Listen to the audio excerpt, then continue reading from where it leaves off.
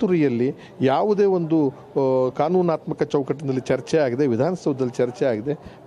ಪ್ರಾಧಿಕಾರ ಅಂತ ಮರಾಠ ಪ್ರಾಧಿಕಾರ ಮಾಡಿ ಅದಾದ ಮೇಲೆ ಅಧಿಕಾರಿಗಳು ತಪ್ಪು ಮಾಡಿದ್ದಾರೆ ಅಂತ ಅನಿಸೋ ಏನೋ ನಿಗಮ ಅಂತ ಬದಲಾವಣೆ ಮಾಡಿ ದುಡ್ಡು ಕೊಡ್ತೀರಾ. ಈ ಪರಿಸ್ಥಿತಿ ಹೆಂಗಿದೆ? ಇಕ್ಕಟ್ಟು ಬಿಕ್ಕಟ್ಟಲ್ಲಿದ್ದೀವಿ, ಕರೋನಾ ಗಲಾಟೆ ಇದೆ ಮತ್ತು ಅತಿವೃಷ್ಟಿ ಇದೆ, ಹಣ ಕೊಡೋಕ್ಕೆ ನಿಮಗೆ ಕಾಸಿಲ್ಲ. ಕನ್ನಡ ಸಂಸ್ಕೃತಿ ಇಲಾಖೆ ದುಡ್ಡನ್ನೆಲ್ಲ ಕಟ್ ಮಾಡಿದ್ದೀರಾ. ಅದನ್ನು ಮರಾಠ ಕೊಡ್ತಕ್ಕಂಥದ್ದು ಓಟ್ಗೋಸ್ಕರ ಮಾಡೋದು. ನೀವು ಕನ್ನಡ ವಿರೋಧಿಗಳು, ದ್ರೋಹಿಗಳು. ಆಮೇಲೆ ಪ್ರಜಾಪ್ರಭುತ್ವ ಇದು ಸಾರ್ವತ್ರಿಕವಾಗಿ ಚರ್ಚೆಯಾಗಿ ಆಗಬೇಕಿಂತ ವಿಚಾರನೆಲ್ಲ ಸರ್ವಾಧಿಕಾರ ನಿಲುವನ್ನು ತಗೊಂಡಿದ್ದೀರಾ.